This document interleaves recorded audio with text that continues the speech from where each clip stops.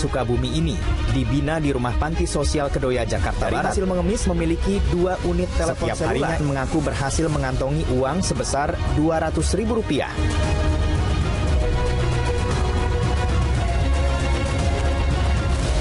Siapa sangka seorang pengemis mampu menghasilkan uang hingga puluhan juta rupiah dalam waktu tak lama.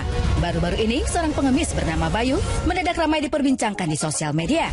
Pengemis yang diketahui menyandang disabilitas ini ternyata adalah seorang pengemis jutawan yang terbukti memiliki uang sejumlah 16 juta rupiah.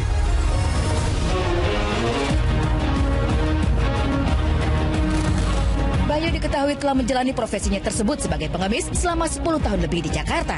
Dengan kondisi tak memiliki kaki dan tangan, setiap harinya Bayu berpindah tempat untuk meminta uang hanya dengan menggunakan sepeda 3 rodanya yang sudah terlihat usang.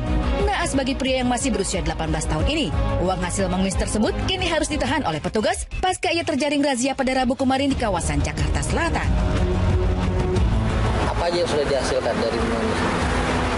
Belum apa-apa. Untuk mengumpulkan uang sebanyak ini itu butuh waktu berapa lama? 10 tahun. 10 tahun. 10 tahun. Hasil uangnya ini buat apa? Ya, buat makanan, buat makan sehari-hari. Pakai makan, pakai keluarga.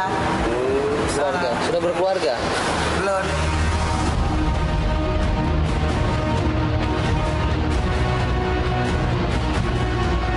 Terbongkarnya kedok pengemis jutawan ini bermula saat petugas mendapat laporan dari masyarakat karena Bayu kerap kali membuat masyarakat resah. Ia diketahui sering kali meminta uang dengan memaksa dan kerap tidur di depan halaman rumah warga. Sejak saat itu, pria disabilitas ini ditangkap dan dikirim ke sebuah panti sosial di kawasan Jakarta Barat.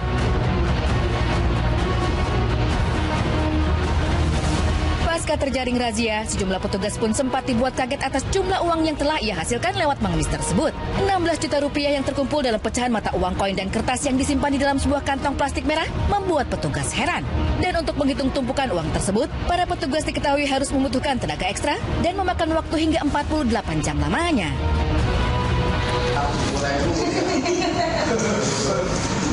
Barang bekas jatuhnya ya.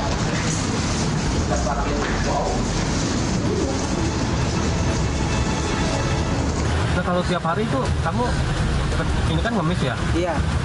Tiap hari itu dapat berapa biasanya? Apa ya? 100 lah, 150. 150.000? Iya. Nah, uangnya terkumpul ini yang sekarang ini? Iya itu. Ada berapa jumlahnya semua? Nggak tahu. 16 juta lebih katanya. Kamu disuruh nggak ngemis? Enggak. Kamu disuruh ngemis? Ada suruhan nggak kamu ngemis di Jakarta? Nggak ada. Nggak ada? Nggak ada, orang tua aja nggak tahu. Nah, kenapa mau pulang buru-buru? Hah? Mau pulang buru-buru kenapa? Mau pulang nggak? Kangen apa? Kangen orang tua. Kangen orang tua. Oh gitu.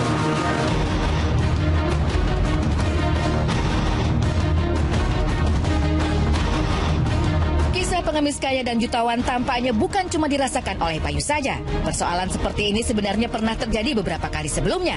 Namun entah kenapa, sampai saat ini petugas razia dari Dinas Sosial masih menemukan para pengemis yang memiliki hasil meminta-minta hingga puluhan juta rupiah. Oktober 2016 lalu, nama Muklis, pengemis 64 tahun yang tertangkap oleh petugas razia suku Dinas Sosial ini pun juga sempat menghebohkan masyarakat. Pasalnya saat ditangkap, Muklis ternyata memiliki uang sejumlah 90 juta rupiah. Dengan pecahan uang 100.000 rupiah sejumlah 80 juta rupiah, sedangkan 10 juta sisanya terbagi dalam pecahan 5.000 rupiah dan recehan uang koin. Saat penangkapan pun, petugas menemukan uang ratusan ribu rupiah lainnya dalam setiap kantong celana pengemis Muklis.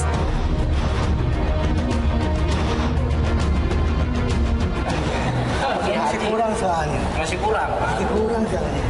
Sudah itu? Iya. Jadi 4 kepok ini? 89. Ada lagi nggak Pak? 4, 5, 8. Oh, Pak Haji, 8. Ini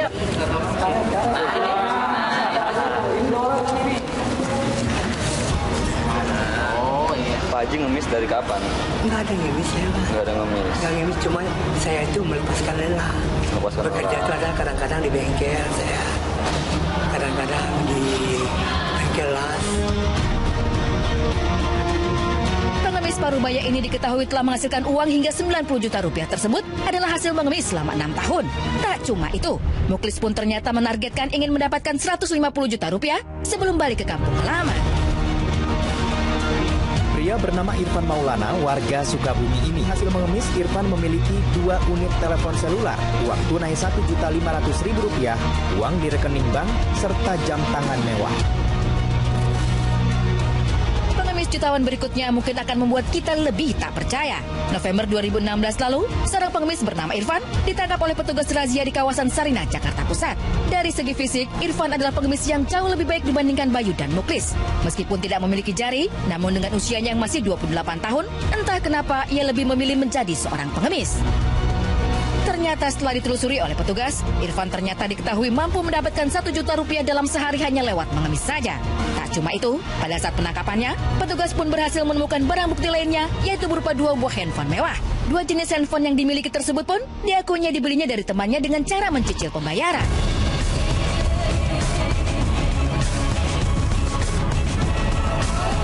Pengemis kaya terakhir yang paling menghebohkan adalah Arif Komadi. Pria yang setiap harinya mengemis di kota Sampit, Kalimantan Tengah ini ternyata memiliki harta yang lebih mencengangkan daripada pengemis lainnya. Saat penangkapannya pada Juni 2016 lalu, ternyata mampu membuat para petugas hingga geleng-geleng kepala. Pasalnya, saat hendak ditangkap, pengemis berusia 38 tahun ini justru berontak dan berteriak untuk tidak meninggalkan mobilnya yang ada di seberang jalan. Sempat tak percaya, petugas pun meminta bukti kepemilikan surat kendaraannya. Dan setelah menunjukkan suratnya, ternyata benar bahwa Arif adalah pengemis yang memiliki sebuah mobil. Tak cuma itu, setelah ditelusuri, pria yang memiliki kurangan fisik ini pun mengakui bahwa ia juga memiliki sebuah motor. Sejak kapan aja Mas? Sudah menginjak keluarga. Sudah mulai berkeluarga.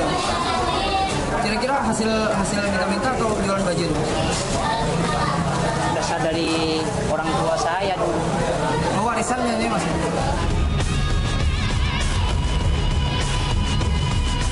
Tak heran jika banyaknya pengemis yang menjadi jutawan ini beberapa kali selalu menghebohkan masyarakat. Seperti kejadian Bayu yang memiliki 16 juta dari hasil minta-minta ini pun ternyata membuat beberapa selebriti angkat bicara.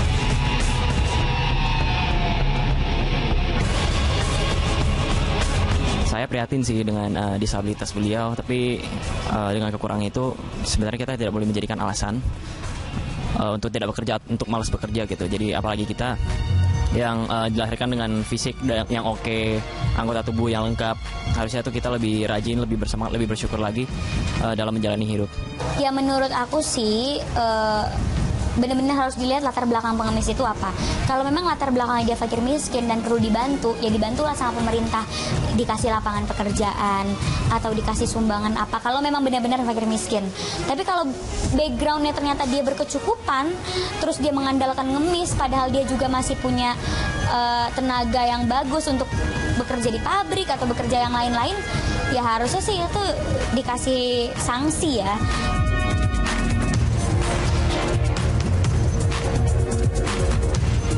Itulah sederet nama para pengemis kaya yang ada di tanah air.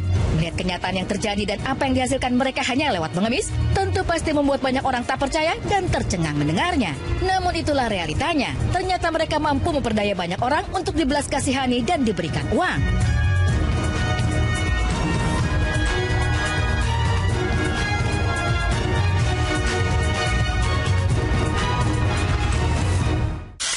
Sudahlah. Pagi-pagi sudah dibuka dengan cerita pengemis kaya ya. Ini bukan sinetron loh. Bukan. Ini kenyataan. Dan mungkin di antara kita banyak sekali yang pastinya sirik ya ngelihatnya. Betul. Masa sehari bisa 16 juta? Tadi juga katanya sempat pas ditangkap itu dapat 90 juta. Wow! Itu gimana ceritanya? Kita yang susah-susah payah bekerja di pagi hari, kita sudah bangun pagi. Ibu curhat. Mata masih merah kan? Iya, tapi ini ya maksudnya sekali lagi mungkin tangan di atas lebih baik daripada tangan di bawah. Oh iya, ya kan, yang memberi baik dari yang menerima. Dan kalaupun mungkin punya kekurangan, kita lihat banyak banget loh orang yang juga punya kekurangan atau disabilitas, tapi mereka masih bekerja. Bekerja menggunakan tenaganya, pikirannya untuk bisa menghidupi keluarganya. Itu kan lebih mulia ya. Betul sekali. Walaupun memang sih ya kalau misalnya kita melihat pengemis, apalagi misalnya seperti di lampu merah gitu kan, banyak banget tuh tempat stopan gitu mereka minta. Memang kita pastinya ada rasa prihatin gitu untuk mereka gitu ya. Tapi sebenarnya kalau kita memberikan terus seperti itu malah itu memanjakan mereka sebenarnya. Iya kan? Tapi kalau buat gue nih, yang ngasih mah ngasih aja. Kalau niatnya bagus, dapat pahala, dosanya doi.